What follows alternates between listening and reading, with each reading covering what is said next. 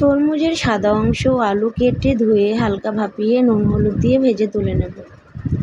মাছ ভেজে তুলে নেব। একটি বাটিতে জিরে বাটা, ধনিয়া বাটা, হলুদ মরিচ গুঁড়া, লবণ একটু জলে গুলে রেখে দেব। কড়াইতে সরষের তেলে কালো জিরা ফোড়ন দিয়ে দেব গুলে রাখা মশলাটা।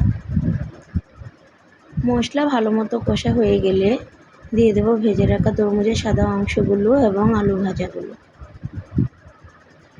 ভালো মতো মশলাটা কষিয়ে নেব সবজির সাথে। সবজি কষানো হয়ে গেলে দিয়ে দেব ঝোলের জন্য পরিমাণ মতো জল। ঝোল ফুটে উঠলে দিয়ে দেব ভেজে রাখা মাছগুলো। হালকা নেড়ে ঢেকে দেব।